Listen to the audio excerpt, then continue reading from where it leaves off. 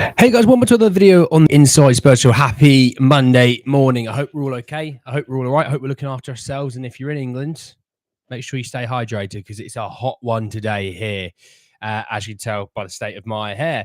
But in this video, we're going to be talking about Sergio Reguilon and Barcelona. Got a bit of an update on that, as well as, I guess, an implication of Barcelona and their transfer moves.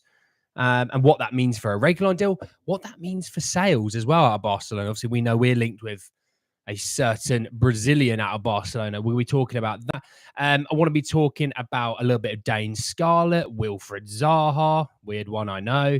And a little bit more to come on top of that. Just want to say that if you're watching this and you're new, subscribe. You're very much welcome to join us the journey. Hey, Adiz, mate, you're right. We'll be talking about signings, don't worry. Morning, Spurs, Tottenham, Nuha, Alez, and yes, Nuha, we will talk about Bakayoko because he made some interesting comments which wouldn't sit well with Ange. So we'll get to it in a minute. So let's talk about the report on Sergio Reguilon. So Gerard Romero was talking about it and said that Sergio Reguilon's entourage has confirmed that there were talks between Barcelona and the player. Now, key word in that was there were. Doesn't mean there is. Okay. Shockingly, I know. English there, dropping some bombs in there, you know me. Now, if I'm honest with Sergio Reguilon and a move to Barcelona, it makes a lot of sense on paper. Now, the issue is with Barcelona, they have no money. And that's probably the nicest way to sum up their situation. They have no money. There is a serious issue with registering players. They can buy a player, but they can't register them because of financial fair play. And that's the situation that Barcelona are going through at the moment. The reason why Messi left Barcelona is because they couldn't actually register him anymore. It wasn't that they didn't want it. They didn't want him. They still want him, but they couldn't register him. So when we look at the Reguilon situation, they could want him, but can they register him? That's a massive issue, right? So I'm gonna bring you back probably about a week now, and they signed Dani Olmo, didn't they, from Leipzig? Great signing, really good player. He was linked with Spurs for a bit, really good signing.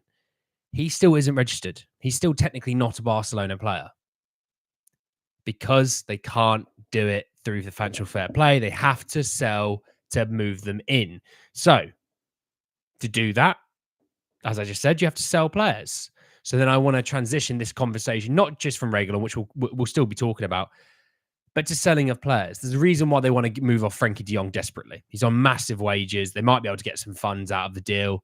That's the reason why they want to move on from him. I think they could probably say they would move on from a lot of their squads, other than like the key young core of like Pedri and Gavi and Yamal and things like that. They want to move on from Ferran Torres. They want to move on from Ansu Fati they wanted to move on from, but he's on like 200 grand a week, which is stupid money that Ansu Fati's on that kind of money. They want to move on. Well, Raphinha's a key one, obviously we know about that one, but they've just moved on from Sergio Roberto, who long-standing player at Barcelona, been there I think over 2 decades. So they're having an issue. That's why I think they want to move on from Raphinha. That is why Raphinha news doesn't seem to die. It seems to continue to grow and grow and grow and continue to not haunt us. That's not the right word, but to pester us. Are Spurs in for a Raphinha? I don't think so. I really don't. Now, with Neto obviously moving to Chelsea, does that possibility become more likely? There is that. Yeah, I won't deny that. We know of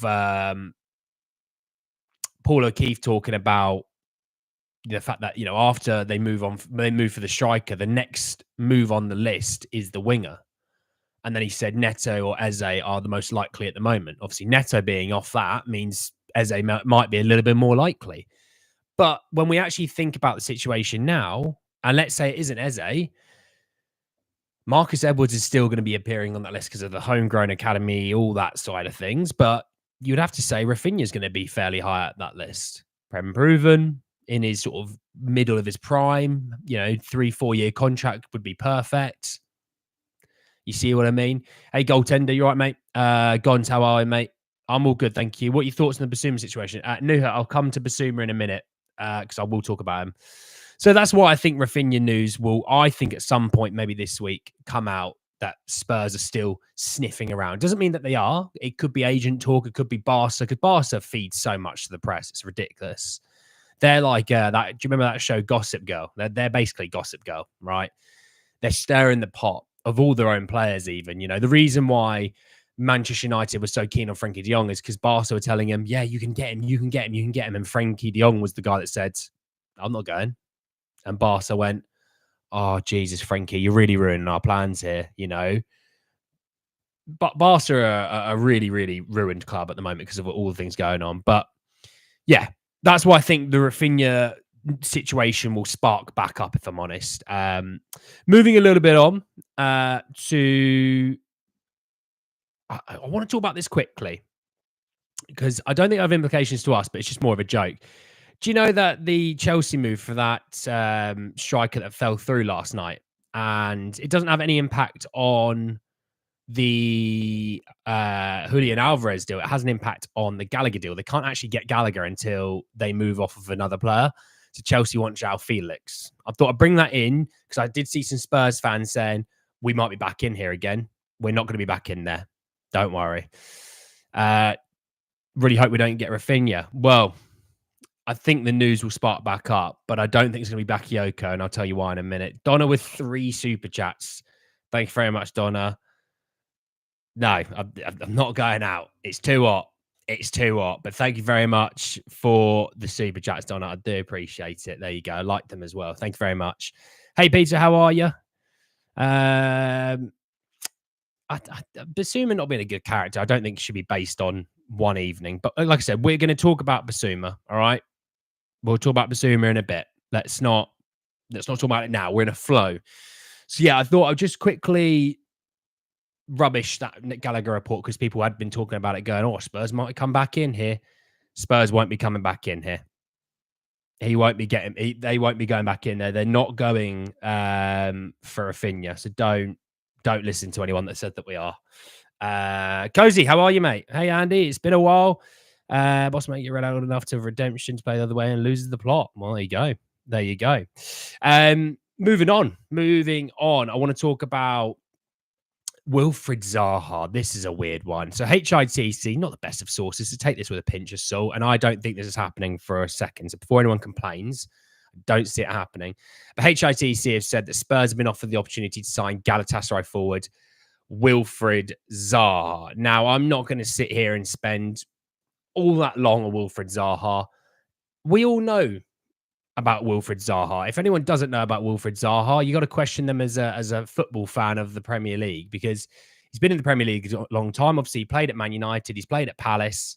On his day, world class. Honestly, on his day, he's brilliant. But we could have had him obviously a long time ago, a long time ago, and we didn't sign him, which I think a lot of people still rue a little bit. It's not what we want. We're not going to be getting him. You know what I mean? I don't want anyone to think that we're going to be sitting here that we're going to get him either, because it's not going to happen. It really isn't going to happen. And I saw some people get excited about it, like, oh, yeah. And it's like, yeah, the guy's in his early 30s as well. Like, no, I'm all right, thanks. He was linked to Leicester. You know, enough of that. Hey, Christian, how are you, mate? Richard, how are you? Yeah. Mikey Moore, first pro deal. I think it's a 3-year deal that he signed. So happy days for Mikey. Oh, it came out. Sorry, Romano's just said it, didn't he? Officially confirmed. Mikey Moore signs his first professional contract with Tottenham. There we go. Happy days for Mikey. I'm not going to say it's a new signing, but happy days. I'm not going to complain about that. So good stuff. Good stuff. Hey, Jacob, how are you? Stephen, how are we, mate? I don't think Spurs will revisit the Nusa deal. Quite the same from the Bakayoko situation. Let's talk about that, because I think too many people have been shouting on Bakayoko's name. Bakayoko came out with a statement, which, if you read it properly, Ange is obviously not going to look at that and go, oh, let's get him in. He basically said, I'm not going to some mid-table Premier League team. I'm only going to Champions League teams, which, you know, Ange doesn't like that attitude. We all know that. Not happening. The deal for him is, we haven't been linked to him for ages as well. I think people are just trying to manifest it in their own dreams. We're not going for Bakayoko. That attitude isn't going to sit well with anyone of the Ange realm, of a player going, I don't care where I go as long as they're a Champions League club. I'm not going to some average old Premier League club, which obviously we're not that. We know that, mid-table team is 10. I'd probably say it's about 8 to 12, to be honest, even though that's not officially 8 is not obviously half of the Premier League. So before anyone goes, how is 8 mid-table? What you bet? Before you be that idiot, it's somewhere within there, okay? Because obviously that isn't Europe. Europe is 7, okay? Unless obviously of trophies and things like that elsewhere. But 1 to 7 is Europe. That's not mid-table. So that's where I look at it on him. But yeah, we don't want that attitude at Spurs. We won't be going for him anyway. So let's not talk about Bakayoko anymore. As they played yesterday, Palace friendly, maybe that shows he's not going anywhere. Well, you said that, Cozy, but Emerson Royale was playing for Spurs pretty much up to the last minute, wasn't he? Though, so there is that. So that's that on Bakayoko. So yeah, good news on Mikey. Moving on to a different Spurs youngster, and excuse me.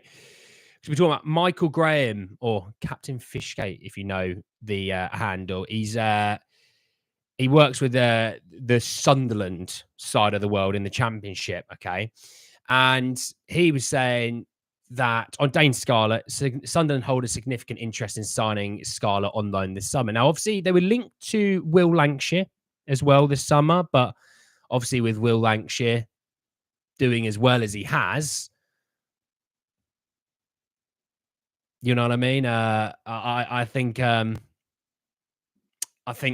that's a good move. It's a solid Championship side.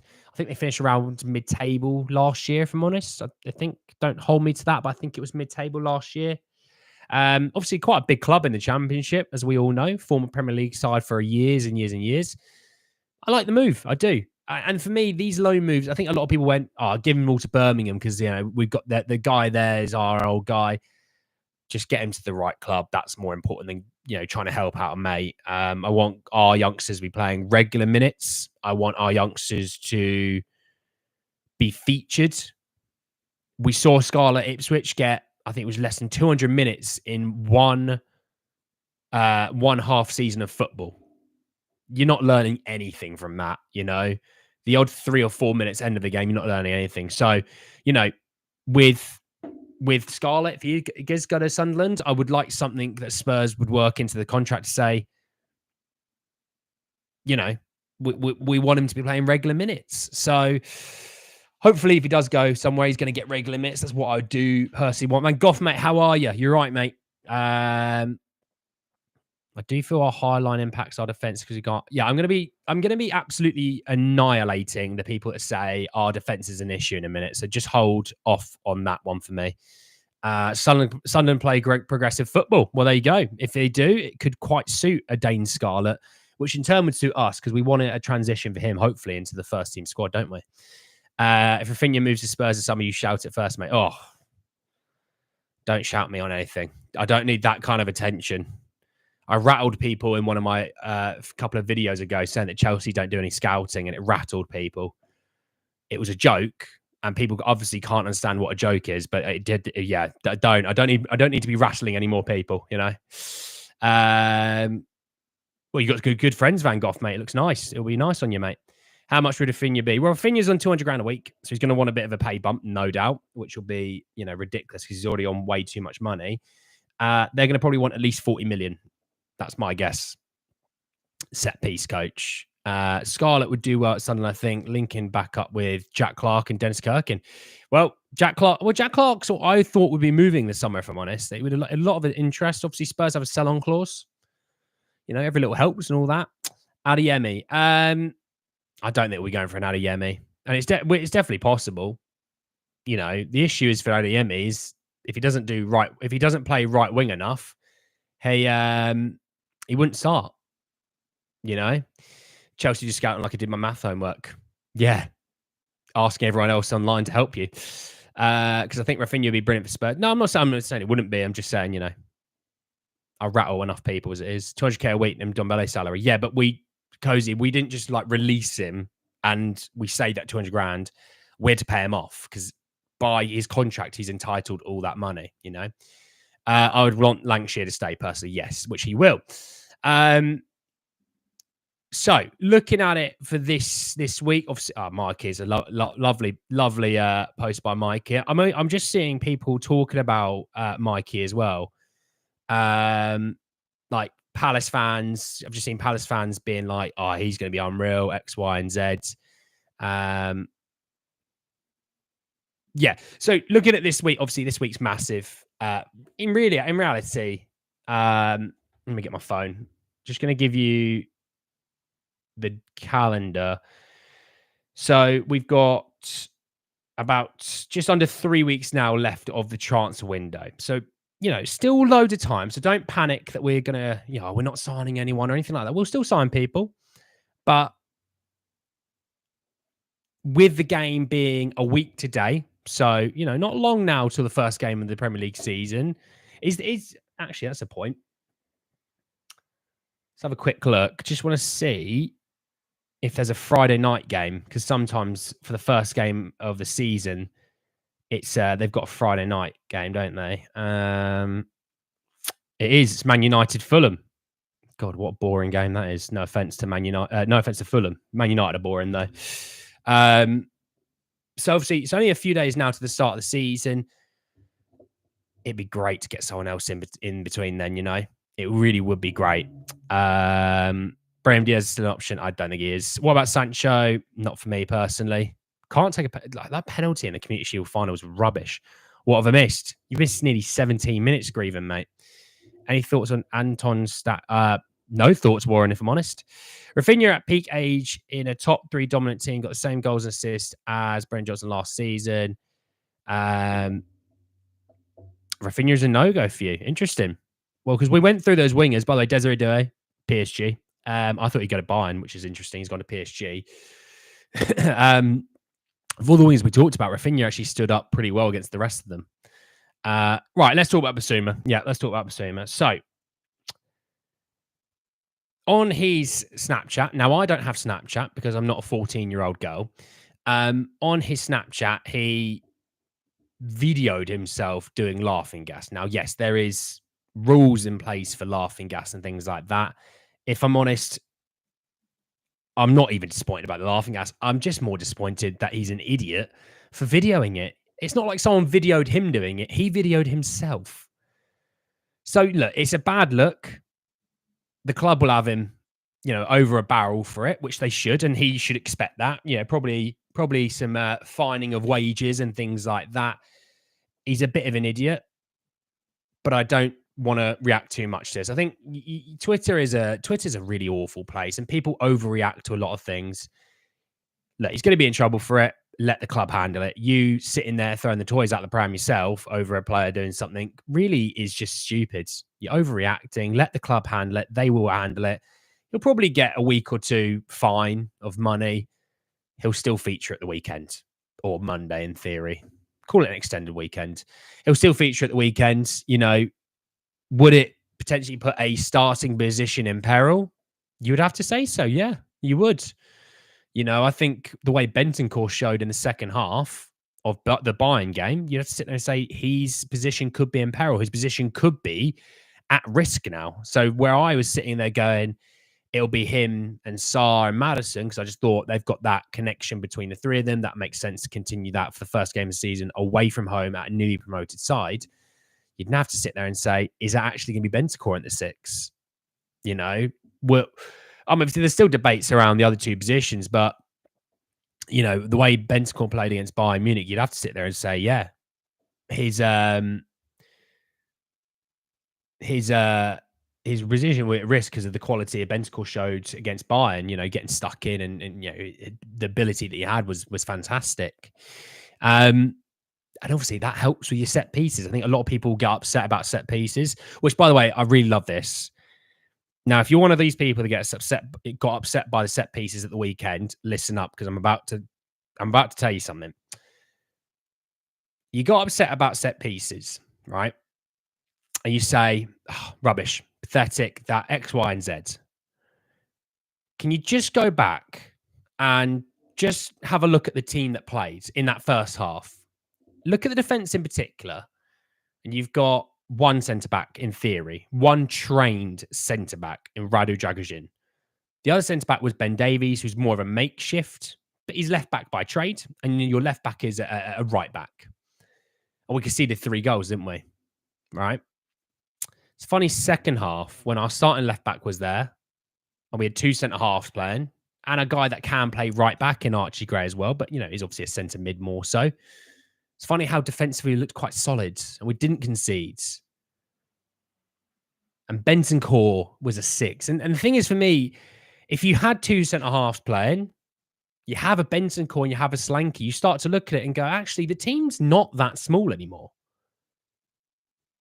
And that's why I always said, when it came to Harry Kane, people complained about defending of set pieces, and everyone just skips over their heads about the Harry Kane situation, because Harry Kane was mostly the reason why we cleared a lot of corners, because he was so good at marshalling that front area of the box, allowing the centre-halves to just actually attack the ball if it came past him.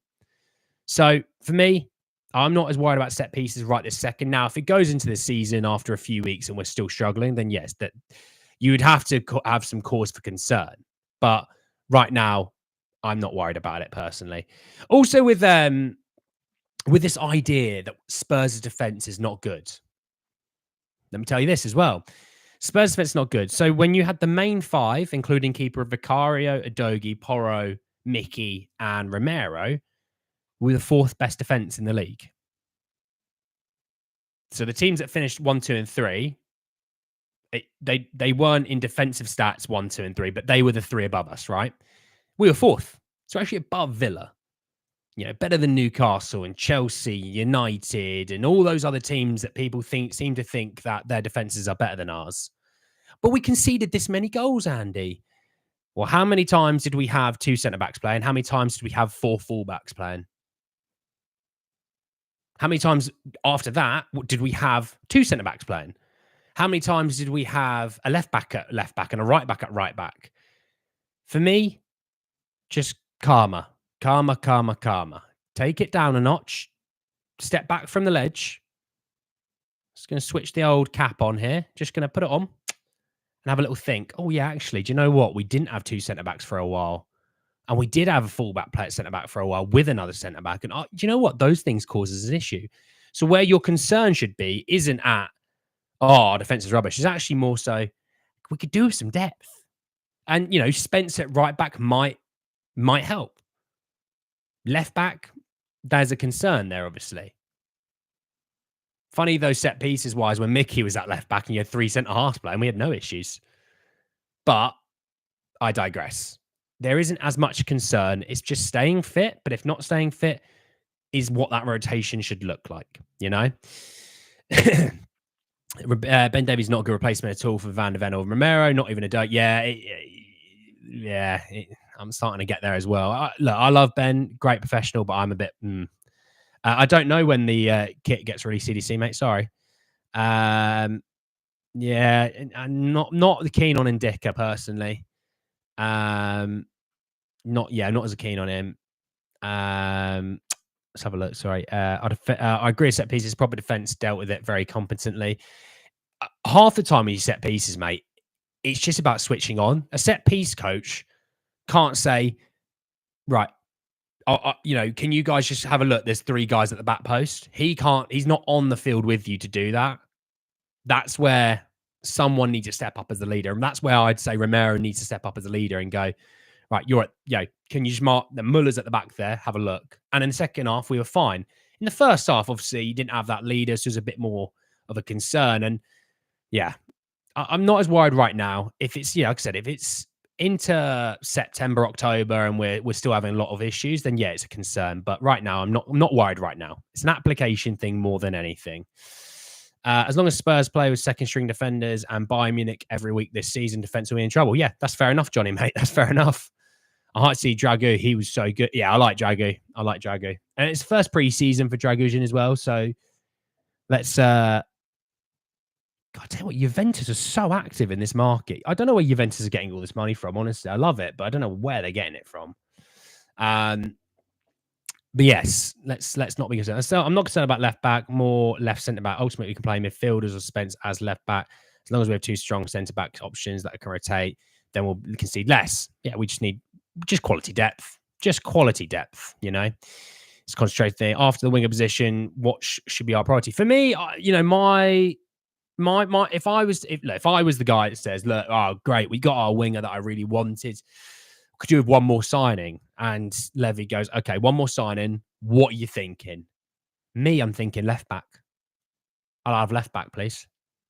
I think midfield wise we'll have enough, personally, with Bergval showing how good Bergval looks. Obviously you got Archie Gray, you've still got Bissouma, Zaha, Madison, Bentancur. Kulusevski can fill in there. Devine looks solid in the midfield. What happens with Jamie Donnelly? Gio, I expect to move on, so I didn't mention his name. But, Skippy's still here. What happens with Skippy? There's so many options in the midfield. I don't think they're going to be looking there just yet. I think next summer they'll be looking at midfield again, but not right this second. I think left back and centre back right now, you have to have some intrigue into it. Does Ashley Phillips go out on loan? I think left back. I think left back will be the position for me. If there's a left centre back, left back option that we can get, shout on that. But if I had to pick one, it'd be left back for me personally. No business until Wednesday for us, I think. Well, Wednesday's in a couple of days away, Camago. Big up Andy. This stream is an absolute tonic. Appreciate it, Ronnie. Appreciate it, my friends. Spencer, right back for me. Left back, he can attack as good as he does at right back, but defensively, yeah, there's a thing with playing a full back out of position. Defensively, not going to be as solid, but yeah, a left back at left back for me, I'd be really happy with that personally. Like if we got a winger and they signed one other player and it was a left back, I think I'd be happy with it. Who that left back is, we'll see. But for me, that would be the way I look at it. Do you think we'll sign anyone in January? Yeah, we will. We'll see about that though, because that's a long way away. As Stu says underneath, January isn't here. We haven't sorted this window yet. I think people overhype the number 6 position. I'm going to say Bentancur can do it. I'm going to be positive and say Bentancur can do it because he's our best midfielder anyway. The amount of times I see what should be our best midfield if everyone's fit and starting and everyone thinks good, and the amount of times people don't say Bentancur, but they'll say like Bissouma, Bergval, and Kulu, and I'm like, what on earth is that? Where's my Bentancur number 1? Bentancur is my... here we go. If we were to do a starting midfield, if everyone fit, everyone's healthy, everyone's at 10 out of 10 performances and everything like that, the first player is Bentancur on that team sheet. However you want to go from there, Bentancur is the number 1. And that's when someone goes to me, actually, I'll have you know, I'll put Oliver Skip as my number 6. And I'm like, God, that's taking a turn. Why left back? If Van der Ven is injured, then we have Davies or a right-footed player. Well, if Udogie gets injured, who's the left back that can stop a massive drop-off? Because everyone that we've got for left back is a big drop-off, which includes Van der Ven, by the way, before someone shouts down their comments to me. The drop-off from Udogie to the next guy is probably bigger than any other position in the whole of the squad.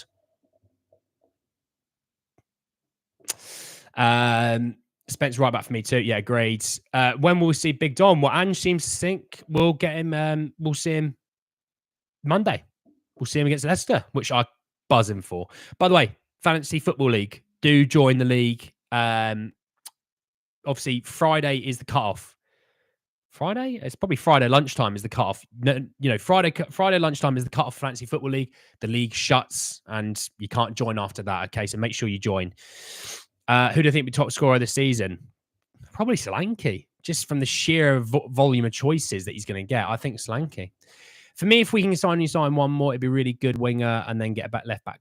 Well, I think Gons, I'd probably say we should be aiming for 2 more for sure. We should definitely be getting at least 1, but hopefully 2 more, Honestly, if everyone of our midfielders are on form, we've got one hell of a depth in midfield. Yeah, it's not too bad, is it?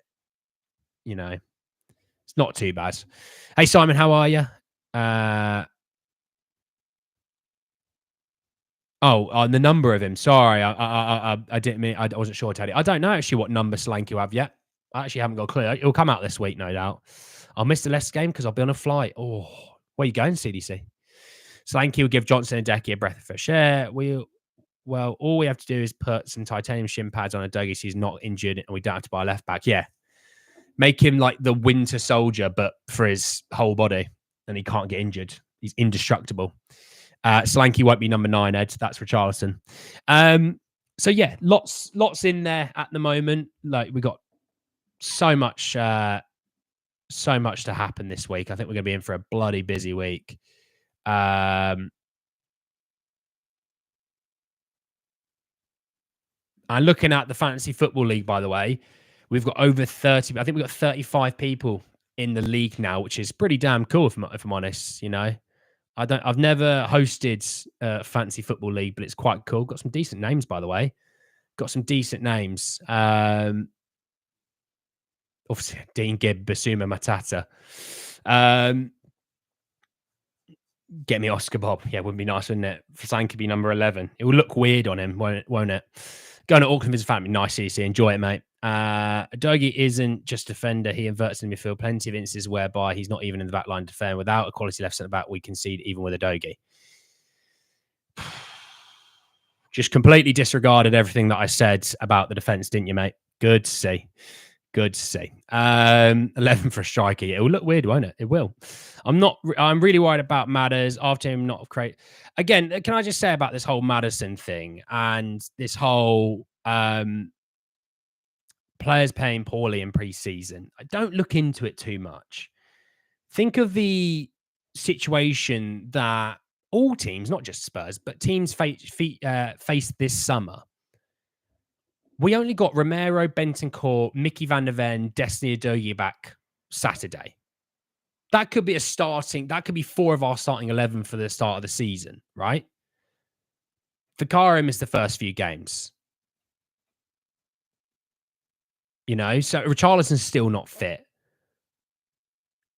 You know what I mean? Like we still are missing a lot of key names. So because of that, don't look at it into it too much. Look at how it will look when he's got Mickey behind him, or he's finding Udogie, or he's finding, Romero at times, and all those other things. I don't think he was as bad as everyone thinks. I think people just seem to hate Madders for no reason.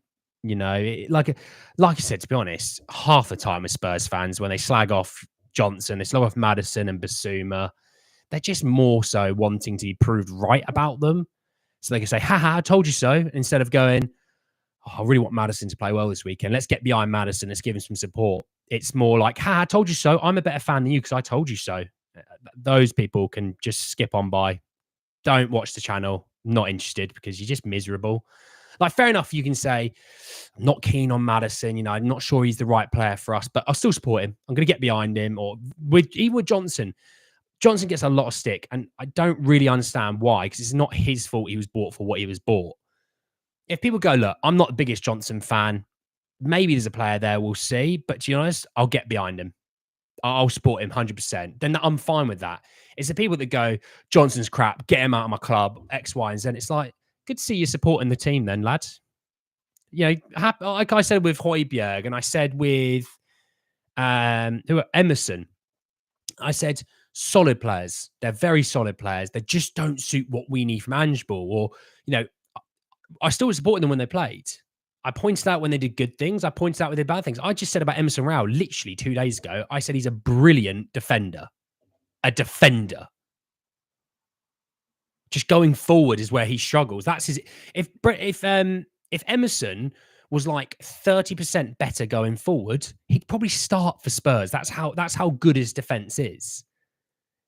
It's the offense that he gives you next to nothing. So with that being said, I still supported them. Still support the players that maybe you don't think are good enough. But, get behind them. You dragging them and slagging them and calling them crap and rubbish and anything stronger, it's not helping anyone, is it, 11 for Shrug is mad, isn't it? Yeah. Madders wasn't even so bad. Madders is the whipping boy from last week for some reason. Well, it's normally Johnson, or Porro's a weird one that people seem to slag off. He's really not an issue. Hey, Patrick, you all right, mate? They haven't yet. Yeah. I'm hearing Hincapie is looking for a move. What's your thoughts? Kevin, I've talked about Hincapie quite a lot on this channel, and I like Hincapie. I do. I think he's a really good player. You know, he can play different positions in the back line. They're going to want a lot of money for him, though. And I don't see Spurs doing that. Now, had it been, like I said about Calafiori, had it been that situation next summer when Spurs kind of go, look, we've got a striker now, we've got some midfielders, we've got a keeper, centre half we're already happy with. Pierre Hincapié could be a move. You know, Calafiori could have been a move. You know what I mean? I'd get on board with that, but probably not this summer. Yeah, Doggy's my Destiny's my favourite as well, Ted. What happened to Don? I don't know. What next in first 11, though? I think we need a right winger, and I'd love to bring Matt O'Reilly. Well, Matt O'Reilly looks like he's off to Atalanta. Yeah, that's something you're grieving. Yeah, you might think Maddison's going to struggle this season, but getting behind him, absolutely, I'll get behind him. I think Madders is a great player, just struggling to regain his first half 23-24 form. I just hope he does because he's unbelievable when he does it. Yeah, you know. Warm in UK, nice. It's 47 degrees Celsius in Dubai. Oh, Jesus Christ, mate, that's awful. 47 degrees Celsius. I think we're about 25 here, which is ridiculously hot in England. You know, that's ridiculous. Destiny's in your top 3 at least, Van Gogh, mate. Form is temporary, class is permanent. Agreed. Bergvall and Gray has a good season, and they'll easily top 5. Okay. What about Rabiot on a free? He said he likes to move to Prem. Too expensive on the wages side of things, I think, for Spurs to care. I'm not that keen on Rabiot personally either. I don't think he does anything great. He just does things good. He wouldn't start in our midfield personally. That's I'm being genuinely nice about that because Bentancur is better. I'd rather Pape Matar. I'd rather Bergvall. You know, I'd rather Archie Gray. I'd rather those boys develop than a guy who's only going to be here for a year or two. You know, I'll have to check that Mikey Moore video out, mate. Do you think our second keeper decided who it'll be? It'll be Austin. Yeah, but can we go? I love Sonny. I do love Sonny. I think everyone loves Sonny, but Destiny's my guy. Destiny is my guy. I do like Porro as well. Before someone cries that I like Porro and I'm a bad fan for liking him, but I do like Porro as well. We don't need. What's your take on Matt O'Reilly? I like him a lot.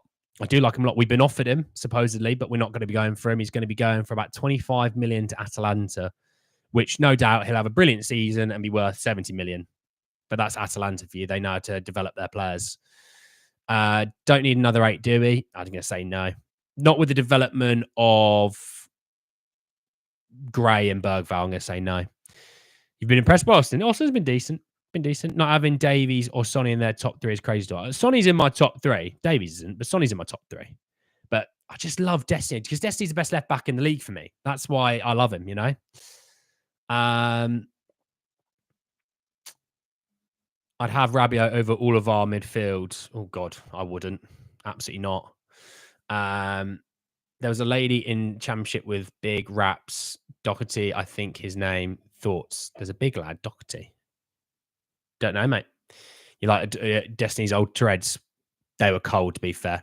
So, yeah, sorry. If you do want to join the Fantasy League, I will just pull up the video that I did on Fantasy Football.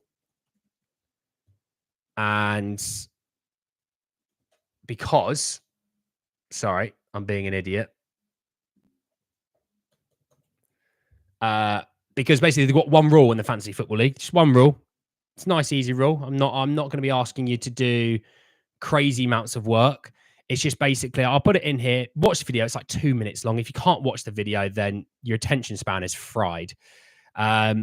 Really, the one rule is at all times you must have 2 featuring Spurs players in your squad. At least one of them has to start. If you have more than one, really good.